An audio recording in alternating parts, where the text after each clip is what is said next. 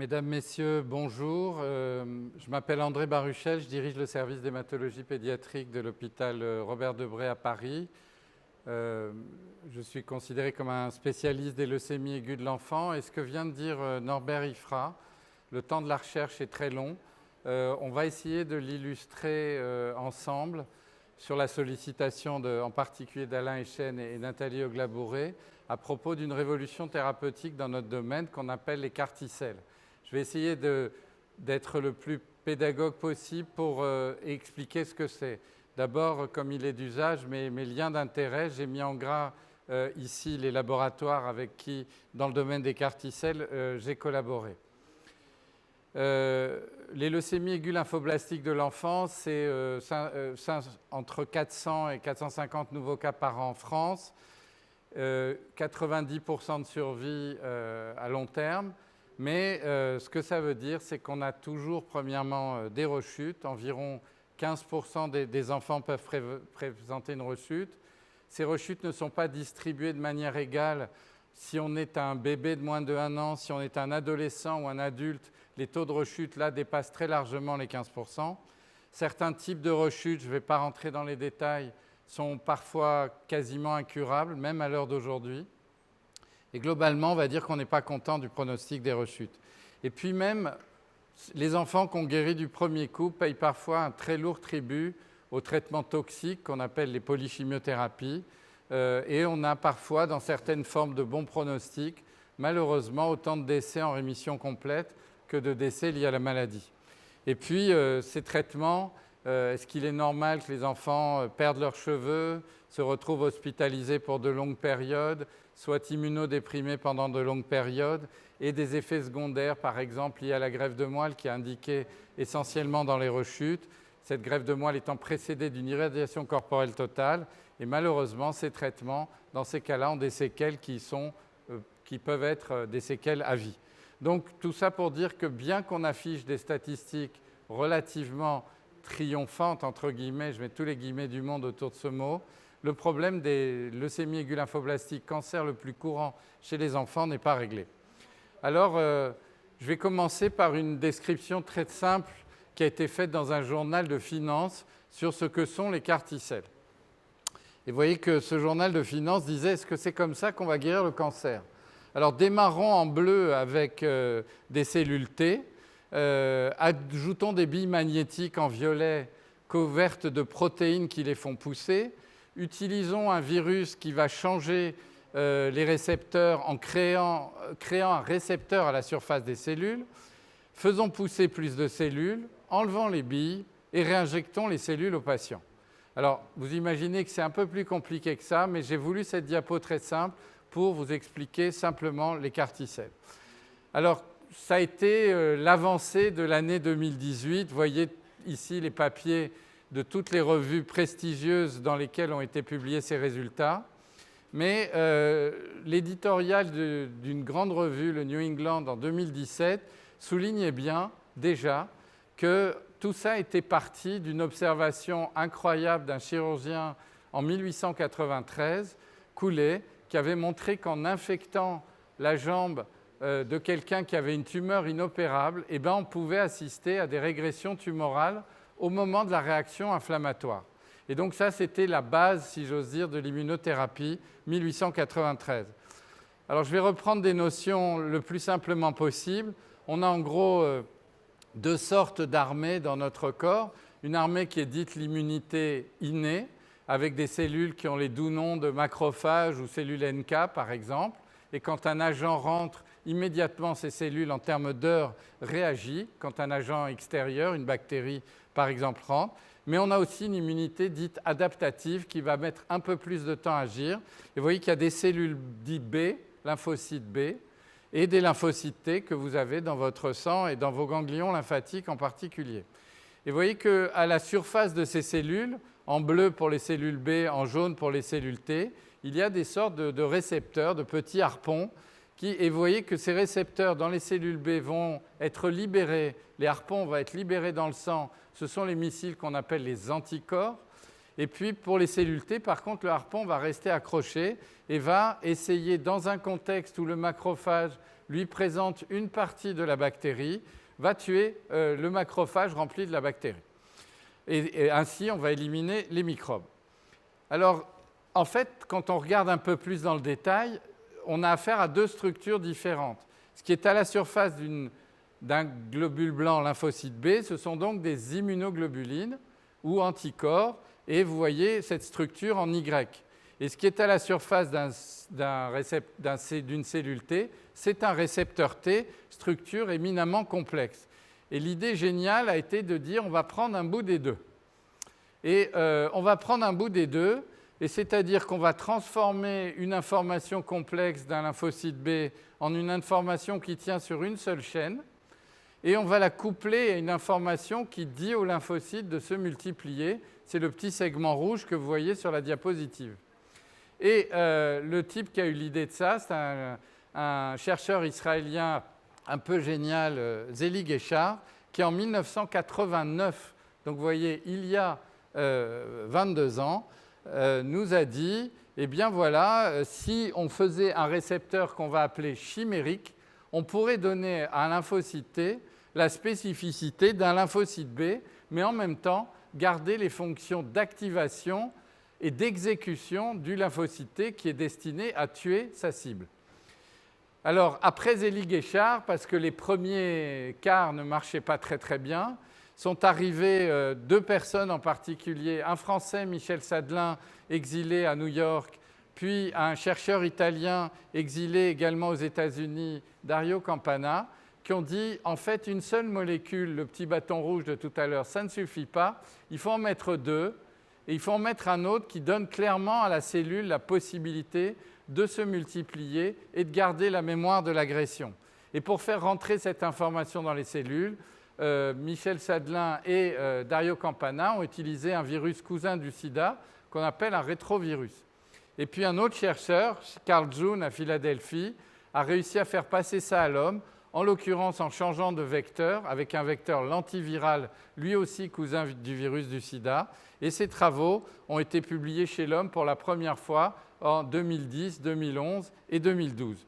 Donc vous voyez, encore 10 ans de plus qui avaient été pris.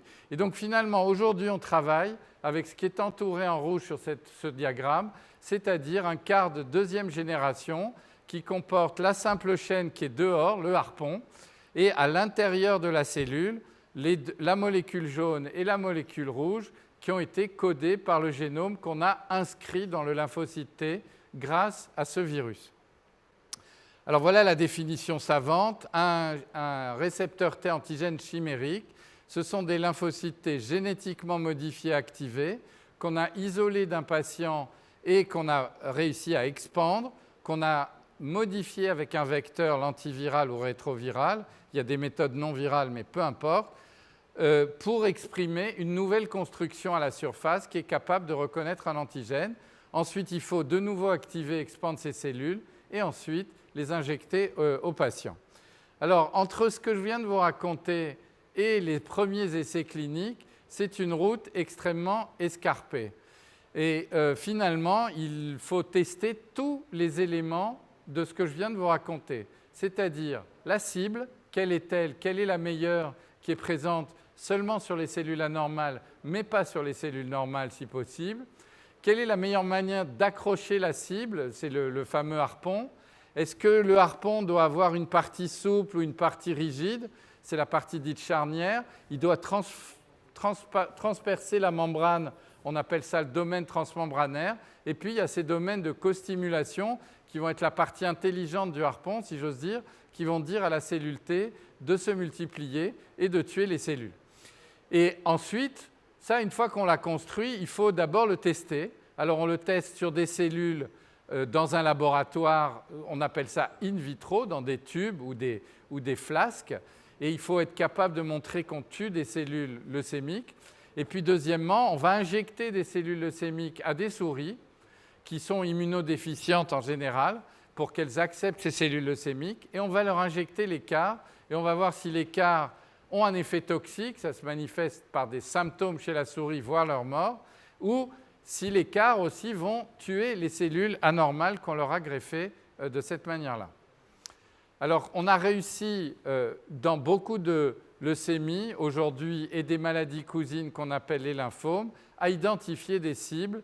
La plus à la mode en ce moment, c'est celle qui est en bleu sur ce graphique qu'on appelle le CD19, qui est une cible présente sur les leucémies les plus courantes de l'enfant qu'on appelle leucémie aiguë lymphoblastique, ALL en anglais, et aussi présente sur les lymphomes non-hodgkiniens, très prévalents chez les adultes, environ 15 000 nouveaux cas par an en France.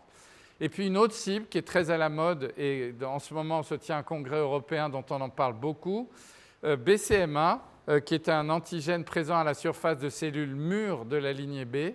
Et la maladie qui correspond à ces cellules mûres, c'est le myélome, qui est une pathologie, là aussi, qui se chiffre en milliers de cas chez les sujets âgés. Et vous voyez que malheureusement, pour les leucémies aiguës myéloblastiques, AML en anglais, ou pour d'autres lymphomes plus fréquents chez les enfants, on est encore un petit peu moins avancé. À gauche, sur cette diapositive un peu compliquée, il y avait la construction de Zelig-Echard avec un seul modèle de costimulation.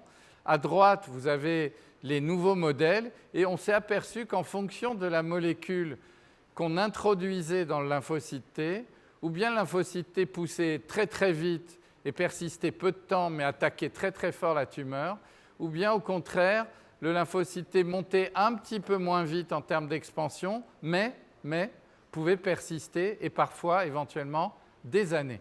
Ce qui, dans le cadre des leucémies, est quelque chose qui nous intéresse, qui nous passionne et qui est probablement nécessaire. Alors voilà la diapositive un peu plus illustrative, je l'espère. Vous voyez que la cellule tumorale porte à sa surface la molécule jaune qu'on appelle CD19, ici. Cette cellule va être reconnue par la lymphocyte T avec ce harpon, qui contient à l'intérieur la molécule de costimulation, ici 4,1-BB, qui va lui dire « multiplie-toi ». Et la molécule de costimulation, c'est des 3 états. Alors ça, c'est la théorie. Et la beauté de la chose, c'est que la première malade au monde ayant reçu des CAR pour une leucémie aiguë lymphoblastique est une enfant mondialement célèbre. Elle a été reçue par le président Obama, a créé avec ses parents une fondation. Elle s'appelle Emily Whitehead. Et Emily a été injectée en avril 2012 alors qu'elle avait une leucémie totalement réfractaire. Et on lui a injecté les cellules. Elle s'est retrouvée en réanimation, intubée, ventilée, au moment de l'orage qui a suivi la réaction immunitaire où les lymphocytes T ont attaqué les cellules leucémiques. Et passé cette phase, on a pu lui donner un médicament qui a atténué cet orage cytokinique et on a pu l'extuber. Elle est sortie de réanimation. Et voyez la photo qu'elle publie sur son blog cette année. Elle est à 9 ans de cette histoire et elle va très bien.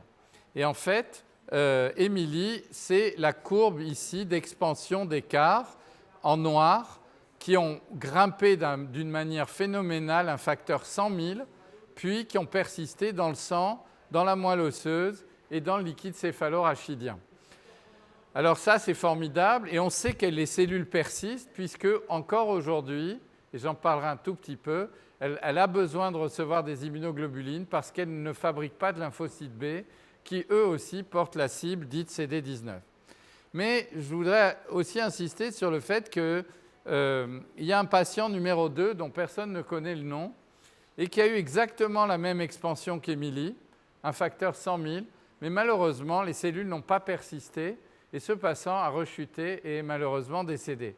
Donc vous voyez qu'à propos de 2 malades, on a pu déjà comprendre quelque chose de tout à fait extraordinaire, qui est qu'il fallait que ces cellules s'expandent et persistent, qui donnait la mémoire antileucémique, pour parler simple. Alors, cette étude sur 2 malades, il y a eu un florilège d'études qui ont été publiées, dont la plus importante a été l'étude qu'on a appelée ELIANA, qui a inclus 75 patients, qui a été une étude mondiale, je vais en reparler un petit peu tout à l'heure, à laquelle nous avons eu la chance de participer. Et vous voyez que les taux de réponse chez des malades qui sont absolument en phase horriblement avancée de leur maladie, qui, pour parler simple, ont très peu de chances de survie dans les mois qui suivent le moment où on aurait appliqué les CAR sinon, Et vous voyez qu'on met en gros 90% de ces enfants en rémission complète, c'est-à-dire qu'on voit disparaître les cellules leucémiques. Alors ce sont les résultats précoces à 3 mois que je vous montre ici. On ira un peu plus loin tout à l'heure. Alors ça se paye, hein, cette efficacité. Et vous voyez qu'il y a un schéma ici avec tous les organes. Pourquoi? Parce que cet orage métabolique au moment du conflit immunitaire peut entraîner des réactions graves. Je vous ai parlé d'un séjour en réanimation. Dans l'étude Eliana, environ 50% des enfants allaient en réanimation. Maintenant qu'on a appris à gérer ces complications, on est plutôt des chiffres de l'ordre de 20% avec des séjours qui sont de plus en plus courts. Et donc, c'est plutôt du soin intensif que de la réanimation, qui est un mot un peu trompeur. Et en tout cas, les effets secondaires peuvent être de la fièvre, des chutes tensionnelles, une détresse respiratoire, parfois de la neurotoxicité, c'est-à-dire des choses qui touchent le cerveau, parce que les cellules s'enflamment aussi dans les méninges, et on peut voir des crises convulsives. Mais disons qu'on a appris à contrôler ces réactions maintenant. Mais vous voyez qu'elles sont prévalentes quand même avec des taux qui allaient, suivant en termes de sévérité, de 13% à 40% dans certaines études avec certains types de cas. Et heureusement, on est plutôt maintenant très en dessous des 15%. Alors voilà la courbe de survie. Qu'est-ce que c'est une courbe de survie? Si la survie était à 100%, la courbe elle serait horizontale. Vous voyez qu'on part de 100 malades et on regarde ce qui se passe en fonction du temps. Et vous voyez que là, la survie globale, qui est la courbe de droite, montre une survie à 2 ans à 66% de patients qui auraient eu 0% à 6 mois. Donc c'est un chiffre extraordinaire. Et ça a fait, vous pouvez imaginer, beaucoup de bruit lorsque cette étude a été présentée. Et surtout, elle a permis très rapidement l'enregistrement de ce traitement en 2017 aux États-Unis, en 2018 en Europe. Et donc, on a les laboratoires Novartis, pour ne pas les citer, ont eu l'autorisation de mise sur le marché pour des enfants âgés entre 0 et 25 ans, ayant une leucémie aiguë lymphoblastique dite de la lignée B, qui est la plus fréquente, soit en première rechute après greffe de moelle, soit en deuxième ou encore plus, troisième, quatrième rechute. Cette étude a été, comme je vous l'ai dit, effectuée de manière quasi mondiale, 11 pays, 4 continents, 25 sites cliniques, dont notre hôpital à Paris et avec l'hôpital Saint-Louis pour les jeunes adultes. Sauf que l'approbation, ce n'est pas du tout la fin de la recherche, parce que les malades qu'on met dans les protocoles de recherche, ils ont des critères d'inclusion, des critères d'exclusion, qui ne sont pas ceux de la vie réelle forcément. Et donc la question qu'on est en train de débattre en ce moment, c'est est-ce que les résultats dans le monde réel se superposent aux résultats des essais cliniques? On a vu qu'il y avait des rechutes après l'administration de CAR parce que les CAR étaient perdus. Et du coup, des gens disent « Ah oui, mais si on perd les CAR, est-ce qu'il ne faut pas greffer ces malades ?» Ce qui n'est pas du tout le but parce que les CAR, c'est beaucoup moins toxique que la greffe. On a vu qu'il y avait des cellules qui trouvaient un génie pour échapper, je vais vous en reparler un tout petit peu plus loin. Et puis, on ne sait pas très bien le long terme. Je vous ai dit que la première malade au monde avait 9 ans de recul. On ne sait pas ce qui va se passer dans 20 ans ou 30 ans. Et le législateur a demandé à ce que tous les gens qui reçoivent ce traitement soient suivis un minimum de 15 ans. Et puis l'autre question, c'est est-ce qu'on pourra l'utiliser dans des maladies moins avancées? Alors, ce qui fait que, par exemple, alors que ce produit n'était pas utilisé chez les moins de 3 ans dans l'essai, il est permis chez les moins de 3 ans. Et donc, on a une étude européenne en cours avec une de mes collègues de Londres. Ces cellules peuvent passer la barrière méningée, donc on se demande si on peut les utiliser dans les rechutes méningées, et on travaille là-dessus avec un collègue israélien, Elad Jacobi. Si on a déjà donné un anticorps anti-CD19, est-ce que ça marche aussi bien? Eh bien, nos travaux et ceux d'autres chercheurs laissent penser que non. Et donc ça, ce n'était pas dans l'étude clinique. Et donc, vous voyez qu'on a besoin d'aller plus loin dans le temps actuel de la recherche, qui est pourtant celui de l'autorisation de mise sur le marché. Je ne vais pas détailler cette diapositive, peu importe. Et donc, les rechutes, il y en a malheureusement 30 à 50% des malades. Pourquoi? Parce que les cellules malignes ont un génie, c'est d'échapper au CAR. Comment ils échappent? Au lieu d'exprimer la cible à leur surface, ils ne l'expriment plus. ils enlèvent le gène qui correspond à l'expression de la cible à leur surface. Donc ce sont des cellules vraiment extrêmement malignes dans tous les sens du terme. C'est vraiment du darwinisme à l'échelle de la cellule. Et ça, c'est le problème qui nous préoccupe beaucoup, et je vais vous montrer la solution potentielle. Le deuxième problème, c'est, je vous ai dit qu'il fallait que l'écart persiste. Eh bien, l'écart ne persiste pas tout le temps, et quand il ne persiste pas, on a vu que la maladie, malheureusement, revenait. Et puis enfin, dans certains cas très très rares, la leucémie qui était lymphoblastique et qui exprimait le CD19, elle se transforme dans l'autre maladie cousine, leucémie myéloblastique, et là, elle n'exprime plus le CD19. Et là, on est évidemment dans la grande difficulté. Alors, l'idée assez géniale aussi, c'est de se dire, si un antigène à la surface, ça ne suffit pas, puisqu'il est capable de s'en aller, et si on en ciblait 2 à la fois.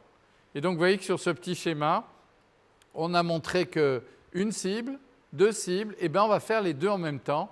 Et donc, le génie des biologistes moléculaires est de nous proposer des constructions où on va cibler 2 antigènes à la fois. Et les essais cliniques ont commencé et commencent déjà à être publiés. Alors, si on va un peu plus loin, il est possible que l'écart maintenant puisse remplacer la greffe dans les maladies très avancées et dans des maladies peut-être un peu moins avancées, en particulier les premières rechutes de leucémie.